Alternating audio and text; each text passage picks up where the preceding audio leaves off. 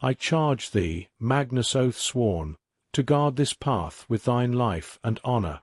Naktiti the Traveller, Paths of Glory and Grief, as performed by the Bongeston Cyber Queen's Royal Regelian Ballet Company, Rigel 7, 3879 current era. Do you have any fruit? I am currently fruitless and sorely woeful at my lack of fruit. Last transmission of Archaeological Exploration Team 1A1, 3815 current era. 50,000 years will give you such a crick in the neck. The PG Annie, a Terran demigod, on being released from their prison during the Age of Reasonable Concerns. Unvarak sat down in the chair, waiting for it to adjust slightly to his frame. Sitting in the room with him was Senior Chairman of the Magistrates' Planetary Justice Board of Court Oversight Julfrek. The second was the head of Grenklakale Imperial Intelligence Mervakut, who answered to the Emperor himself. The last was the head of Scientific Inquiry and Investigation in Frank. All them waited patiently for the elderly scientist to get comfortable. A robotic servitor brought the honored scientist a mug of steaming kaf, and they all accepted drinks of their own from it. Finally, Unvarak set his cup down and looked at his three long-time friends. "I do not think the Emperor will heed my counsel," he said. "The Emperor believes it is time to take a stronger, more belligerent stance with not only the fallen Confederacy, but with the DRA, Fulton Empire, and the Strevikal Dominion," Mervakut said. She shook her head. "We are looking at the end of nearly 4 decades of cease-fire and relative peace." Unvarak turned to look out the window. "He did not seem to care that I carry part of the riddle of the path of the traveller." Sipping his tea, Frank shook his head. "No. He believes that just knowing where the path begins is enough." Standing up, Unvarak moved over to the window, staring at the snow. For 2 weeks the planetary weather control system has done nothing but drop snow upon the capital.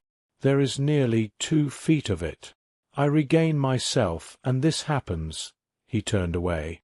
A part of me feels as if it is somehow related.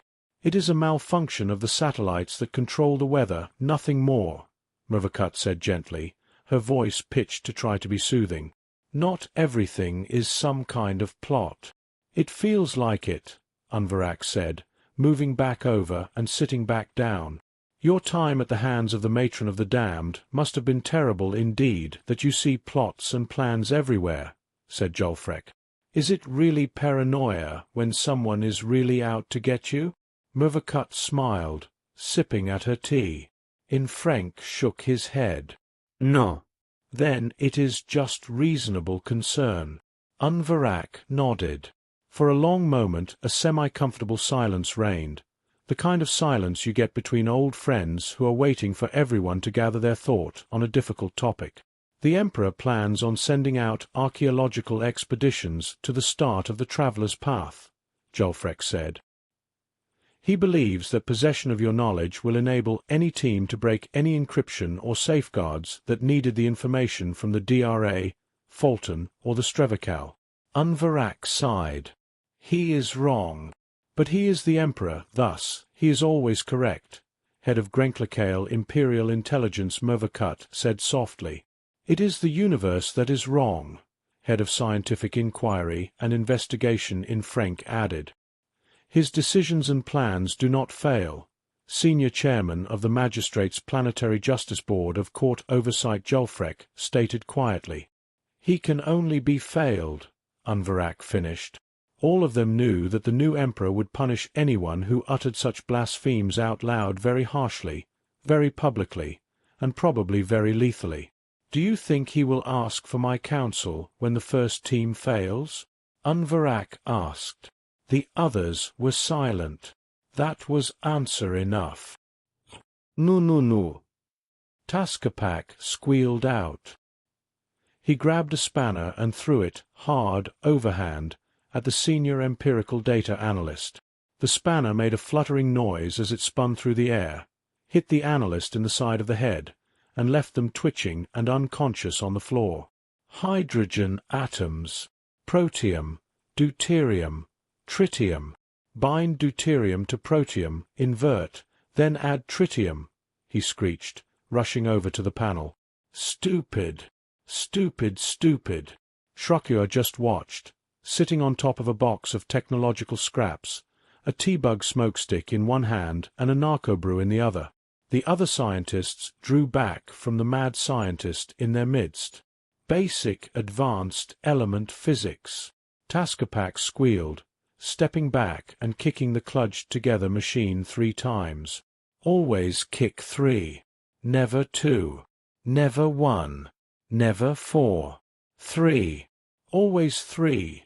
He whirled around to stare at the scientists. 3 is important number. Second only to 2. There is no need for 1 or 0 because 2 cover both. That why 3 important, not 2. Binary have 1-0 people who understand joke. Shrokyur snickered. Even soldier get joke. Soldier not 0. Tascapac said, giving out braying, mad laughter. Joke. Everything is joke. Malevolent universe laugh. The disheveled Strevical rushed around the lab, making adjustments, adding or removing equipment. He suddenly stopped, turning to look at the scientists that were gathered up. Mad science, he said, his voice somehow low and menacing yet heard clearly. The Strevical Dominion embrace mad science. He turned and pointed at a machine that was hissing and clunking, clattering and squeaking. Dark science. Very dark science. Forbidden science. He hissed the last words. A machine imploded with a shower of sparks, making a sucking sound and visibly pulling the air in from around it. Paint shredded off of the wall in a mist that was sucked into the vanishing machine. Is okay. Is okay. Dark science. Tascapac squealed. He rushed over to another machine, kicking it in the side, banging on the top, and rapidly flipping switches, turning dials, moving slides, and switching levers. Lights blinked, dings and beeps sounded out with each kick, smack, and adjustment. For a moment Tascapac turned bright red with blue polka dots on him. Then he sprouted a second head that gibbered and started biting Tascapac's ear before Tascapac hit it twice with a wrench. The impact made it swell up like a balloon until it detached from Tascapac's body and floated around the room, gibbering madly. The machine gave a low thrum, a vibrating noise underlying it that made the very air ripple and shimmer. The balloon Tascapac popped in a shower of glitter. Tascapac went back to normal as the machine dinged and shut down. A little iris opened and a vial popped up. It was silicon glass, with a cork in it. Inside was mist and a tiny spark of light. Tascapac grabbed it and lifted it up for everyone to see. Behold! Spooky particle inverted antimatter tritium. Tascapac proclaimed. Completely stable at room temperature. Everyone clapped lightly and politely. Tascapac turned and ran over to another machine, which had just shot a spray of sparks and some kind fluid that had been on fire and vaporized only a few meters from the machine. He slapped the vial into the claw, which lowered into the machine. The gathered scientists watched, filled with anticipation. The machine made whirring and grinding noises. Then it pinged and an orb raised up. It had LEDs on the side. 6 red, 4 yellow, 6 green, all in a line and all lit up. Tascapac held it up over his head. 4.21 gigahamps, he crowed. The gathered scientists all oohed and ought over the microfusion reactor. Shrokyur just lit another cigarette and watched. Le stood against the wall in a way of the Mean's senior agent uniform. She had the normal stunner pistol at her waist and the variable density spring-loaded baton on the opposite hip. She was watching as Freckle hummed to himself and set up his lab equipment carefully. Around the room, on the other side of armored macroplas, in ringed rows of seats, other members of the Dominion's bureaucracy were slowly filing in. Intelligence agents, members of the Way of the Means and the Means of the Way, politicians, and industrial leaders who had enough political clout to get invited. She could tell Hrekkle was nervous, but happy to be back in the lab where he felt safe and knew his place in the world.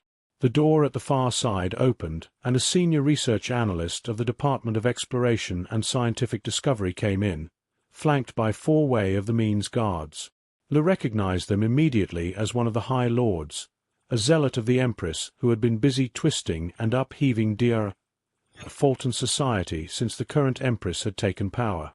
Hrekkle froze for a moment, his ears laying flat in fear. After a moment, where the High Lord waited for a chair to be brought to her so she could sit down and watch, Hrekkle went back to work. "What are you doing again?" the High Lord asked. "Paired spooky particle quarks," Hrekkle said softly, his voice subservient and almost cringing. Lu suddenly hated the High Lord for how her presence made Hrekkle react. "For what reason? We do not have it, so why does it even matter?" the High Lord scoffed. "Communication, sensor systems, molecular circuitry," Hrekkle said, his voice, tone, and posture obedient and submissive.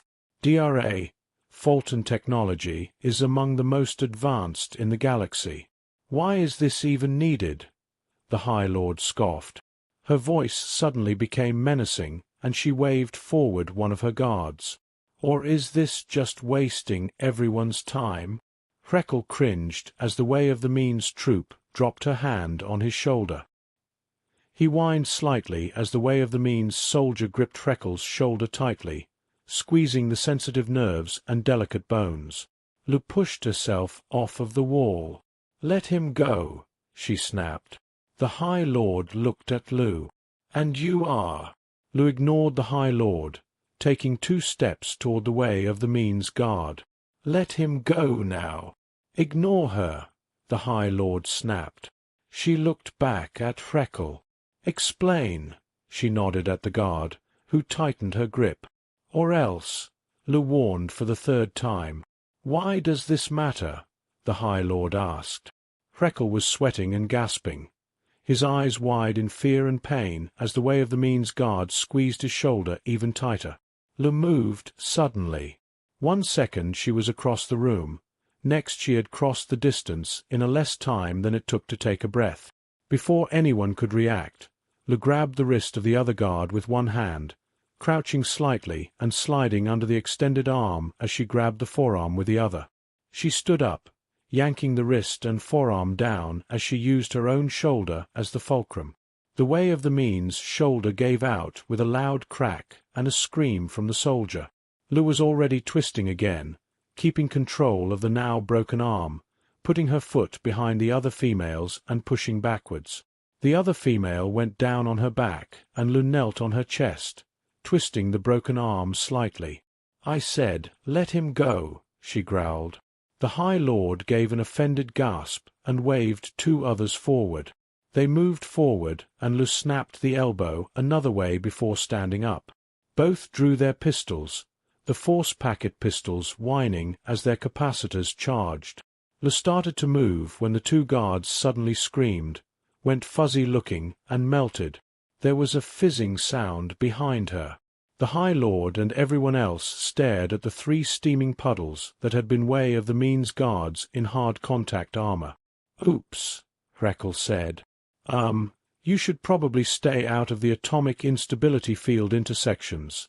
He ran his hand through the fur at the top of his head. "Sorry, I guess." He looked around. It can also cause aggression in unshielded people." The High Lord just stared at where her 3 guards had suddenly turned to a steaming pile of goo that was evaporating. The guard behind her was busy touching all over herself to assure herself that she wasn't melting. "You should probably stand by the wall," Hrekkle said. Lu just nodded and went back to the circle. "Spooky and strange and crazed particles can be dangerous to work with," Hrekkle said. He turned back to his machinery. "I will be only creating 2 visible-sized quarks that change color according to what one other are colored." The High Lord just stared silently. Combined with a laser to measure the color, the 2 particles can change colors nearly 200 times a second, Reckle kept speaking while he worked. This allows a data transmission, if binary instead of octal-phased hexadecimal is used, at a rate of 200 bits a second. And with octal-phased hexadecimal? One of the watchers asked through a speaker. It is slower.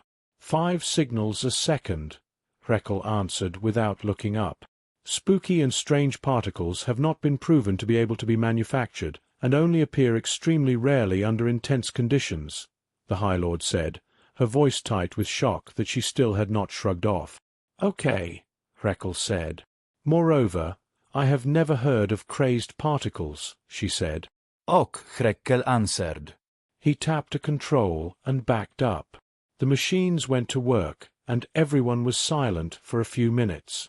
One machine dinged, and a silicon glass tube rose up. Inside was a single grain of sand-sized particle that shimmered and danced. Oh, iron neat, Reckle said. The other machine pinged, and an identical tube rose up. Both are now blue, Reckle said. He touched a switch, and a laser painted over the tube on the right. It went red, and the other went red. As you can see, instant color state shift. But, it's a single particle. How is it so large? How can it have a color? The High Lord asked. Reckle just shrugged. It just is. That explains nothing, the High Lord shrieked, standing up. Who informed you of this? The Mother of Dark Science, Reckle said, scooting toward Lou, who took 2 steps forward and put her hand gently on his shoulder, squeezing it lightly to massage the pain from it and soothe the flustered male. And who is that? The High Lord asked. There was a click from the speaker. A terror, a voice said. It was female. Every Fulton present got out of their chairs and put their face to the floor. Reckle looked at Lou, who shook her head slightly. Scientist Reckle, please present yourself to my office, not the throne room, so that my brother and I may hear what you have to say, the voice said. To serve the Empire. Reckle just nodded. Everyone looked up slowly as the door opened and shut. The Empress had left the building.